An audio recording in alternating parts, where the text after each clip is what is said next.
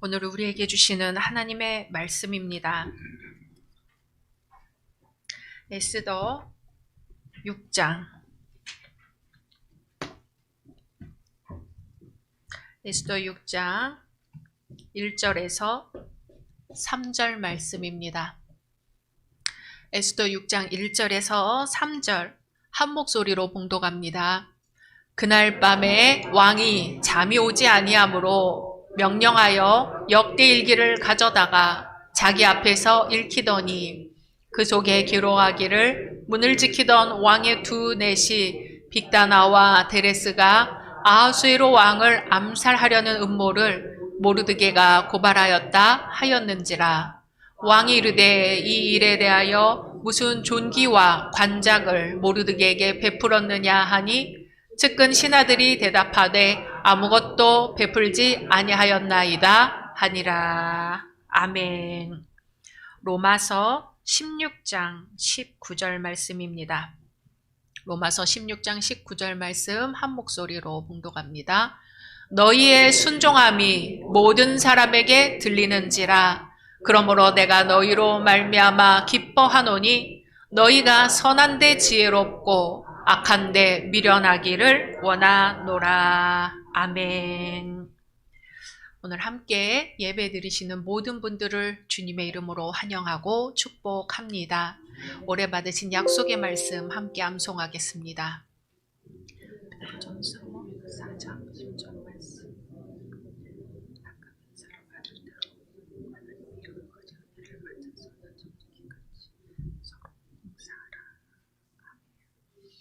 말씀대로 이루어 주실 줄로 믿습니다. 당나귀가 빈 우물에 빠졌습니다. 농부는 슬프게 울부짖는 당나귀를 구할 도리가 없었죠. 마침 당나귀도 늙었고 쓸모없는 우물도 파묻으려고 했던 터라 농부는 이 당나귀를 단념하려고 했습니다. 그래서 동네 사람들에게 도움을 청했죠. 동네 사람들은 우물을 파묻기 위해 제각기 삽을 가져와서는 흙을 파서 우물을 메워갔습니다. 당나귀는 더욱더 크게 울부짖었습니다. 그런데 조금 지나자 웬일인지 당나귀가 잠잠해졌어요. 동네 사람들이 궁금해서 우물 속을 들여다보니까 놀라운 광경이 벌어지고 있었습니다. 당나귀가 위에서 떨어지는 흙더미를 털고 털어서 바닥에 떨어뜨리고 있었어요. 그래서 발밑에 흙이 쌓이게 되고 당나귀는 그 흙더미를 타고 점점 더 높이 올라오기 시작했습니다.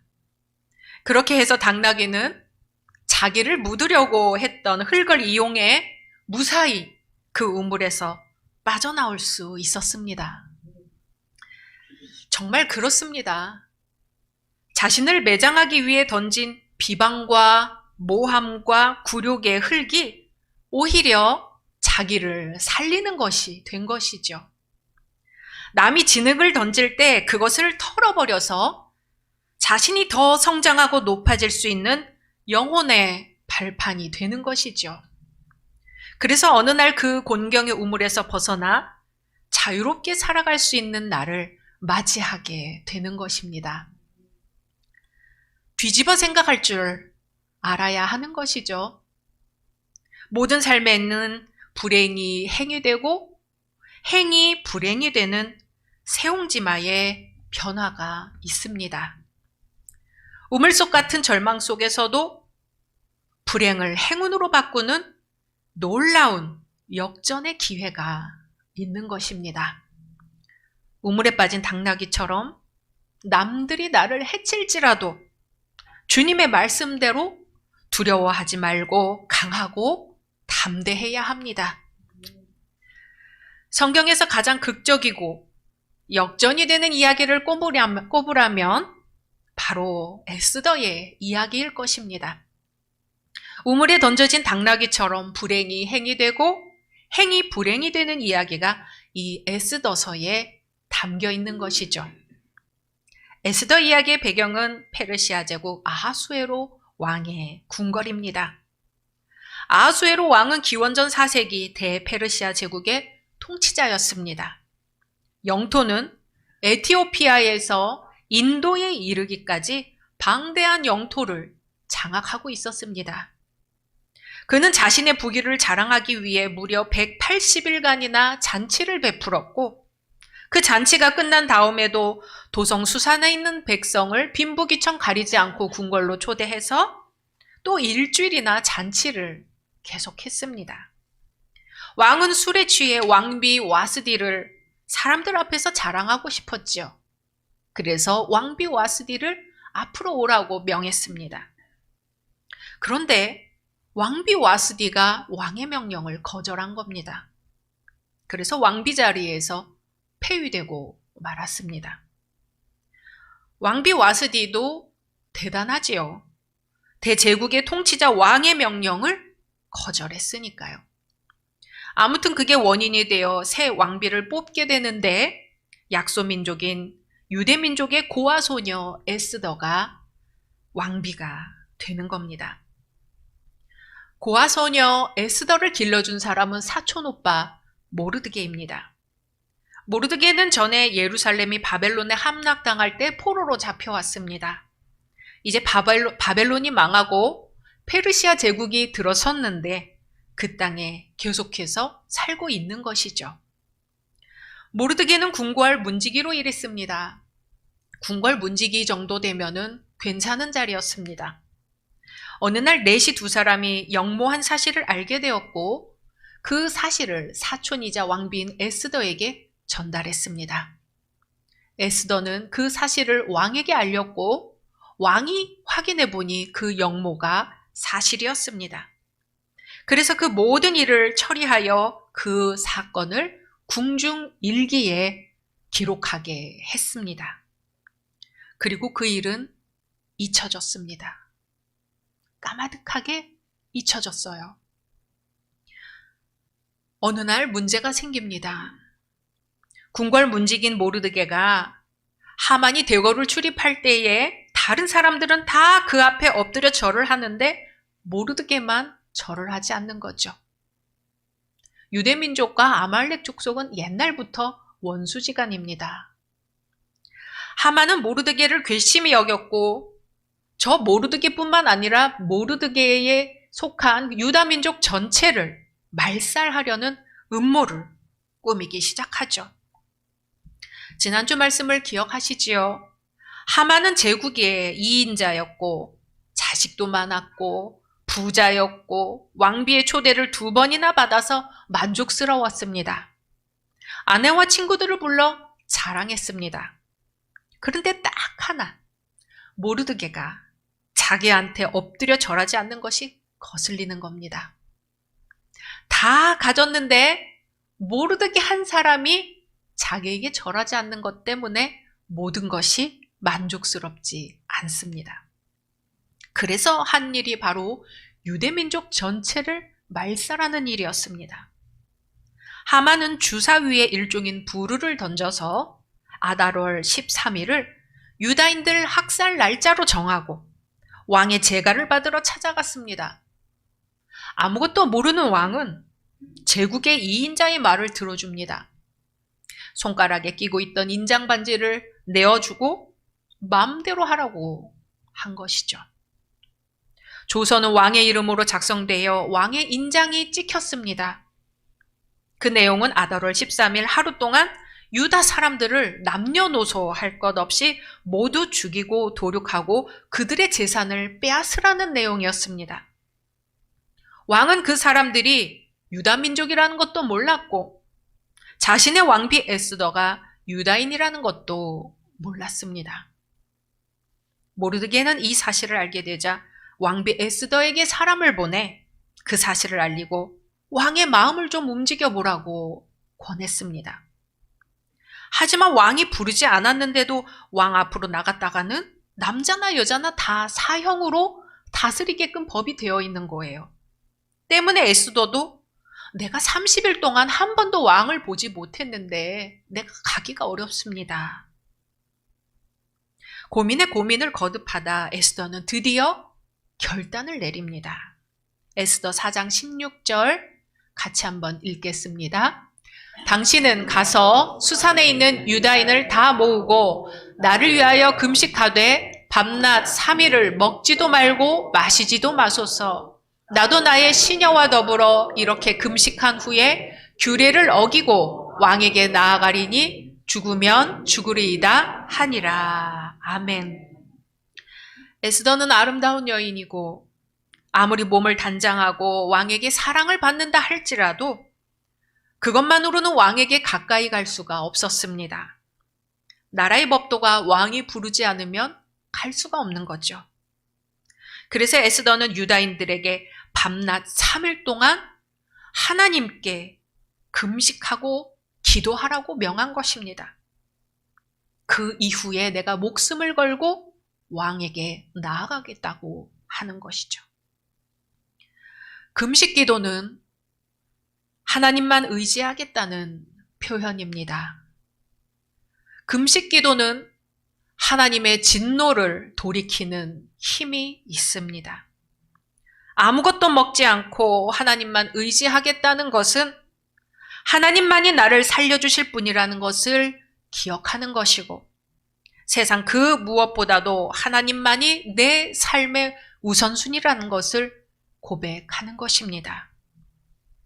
바로 이때 하나님께서는 새로운 역사의 장을 마련할 획기적인 밤을 계획하셨습니다.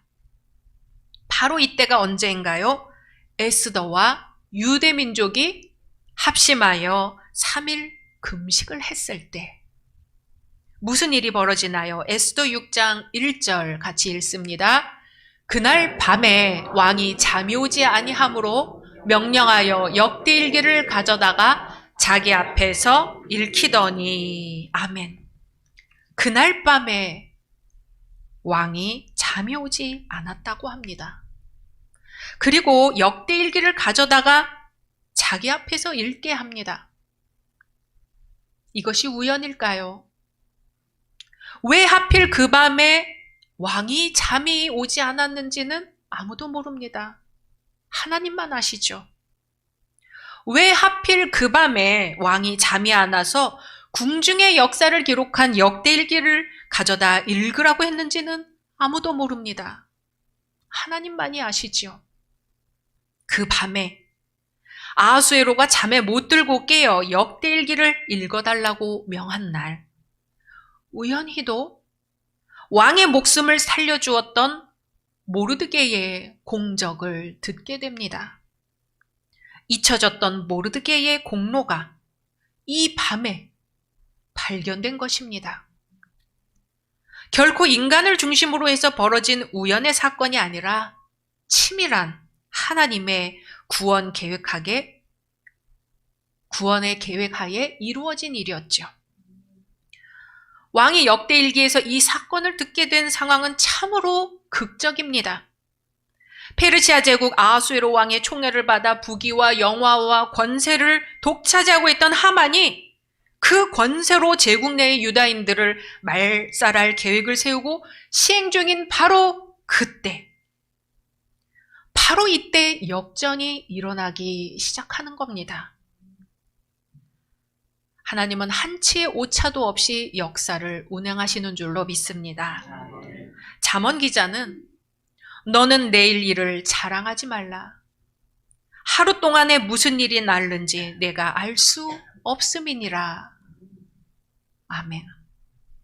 왕은 모르드게에게 합당한 보상을 해주기로 결심했습니다.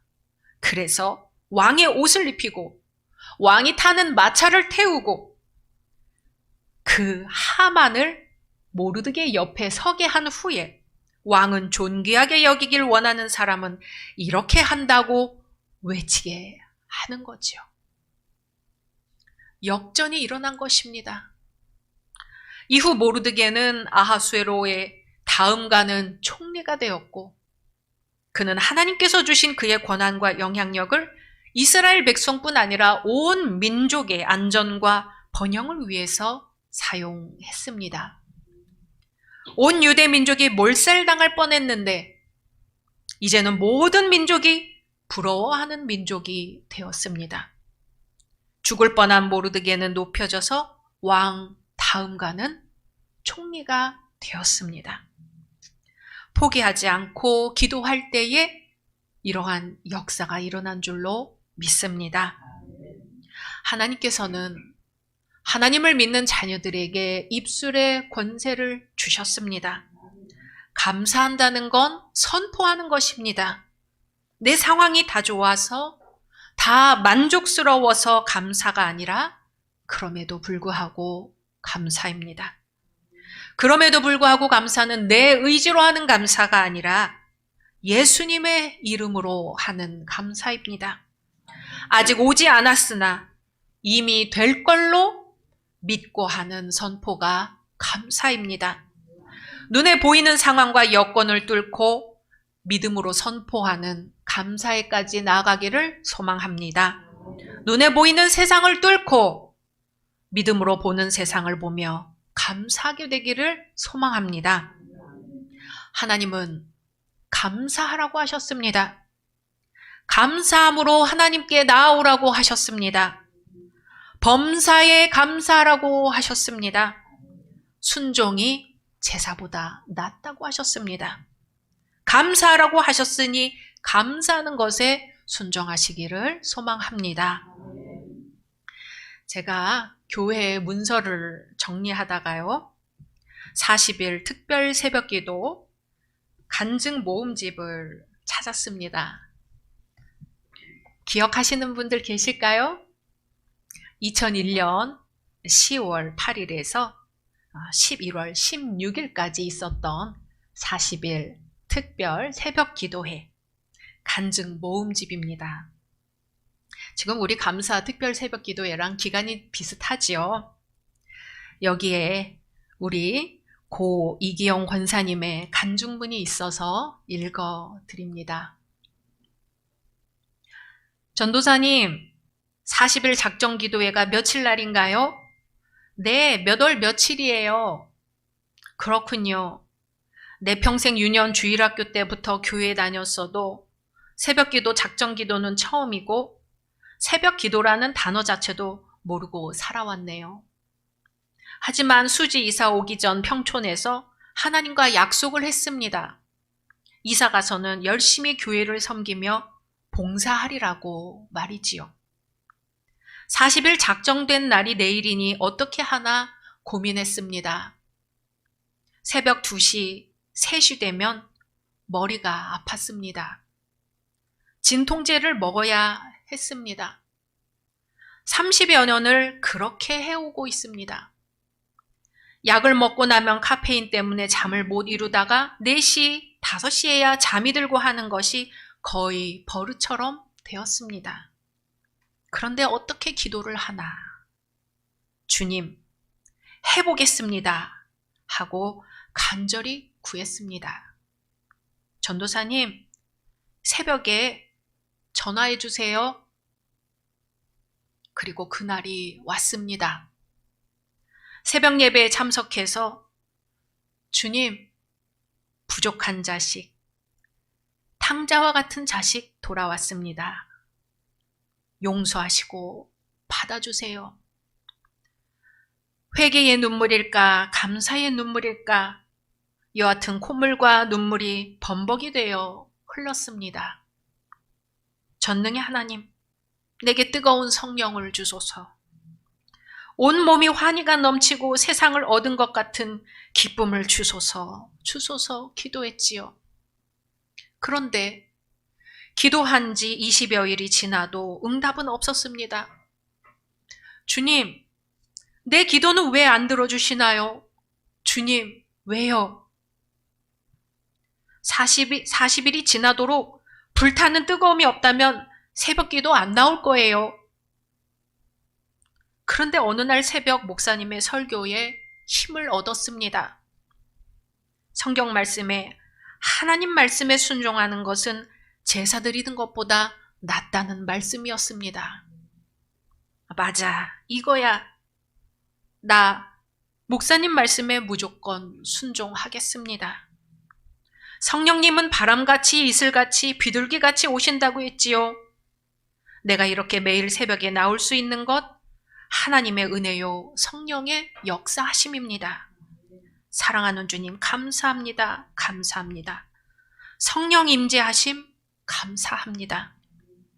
이제는 머리 아픈 것도 조금씩 좋아지고 있으니 주여 40일이 아니고 내 건강 허락할 때까지 새벽 제단 쌓겠습니다.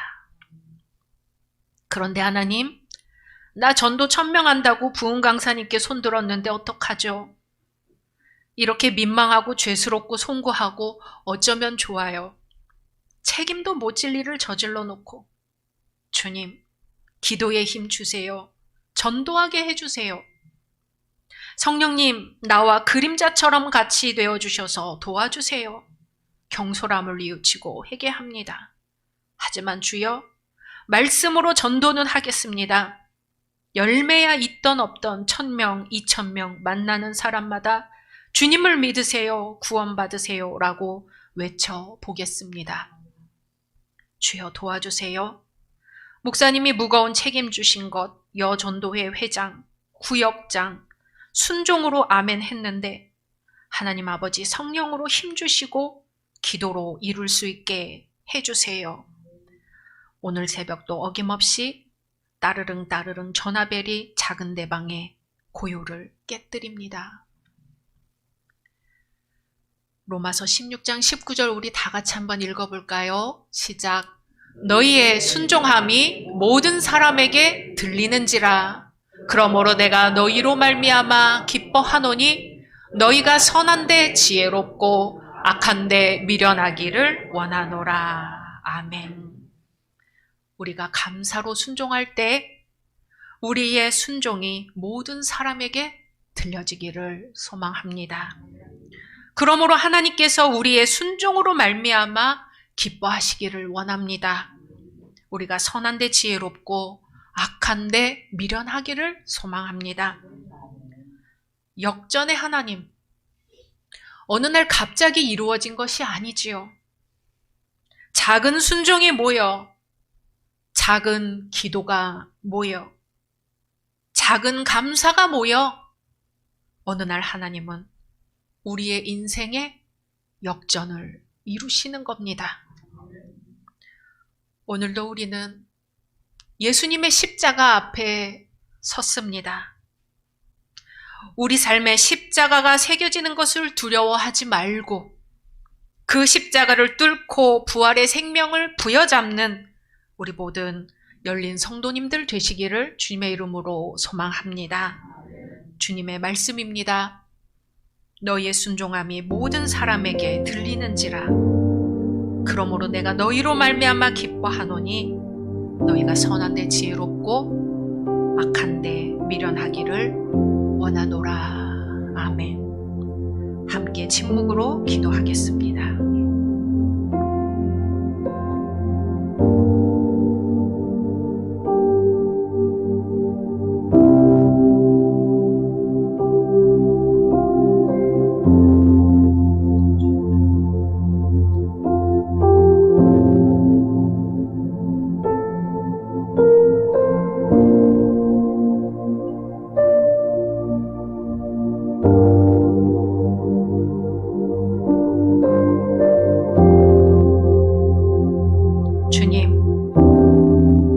저희가 눈에 보이는 것만 생각하며 낙심하지 않게 하소서. 눈앞의 고통만 생각하며 절망하지 않게 하소서. 고난 뒤에 주시는 주님의 은혜를 사모하며 고난 가운데서도 감사할 수 있는 믿음을 허락하소서. 십자가를 뚫고 부활의 생명을 부여잡는 믿음의 사람이 되게 하옵소서. 예수님의 이름으로 기도드립니다. 아멘.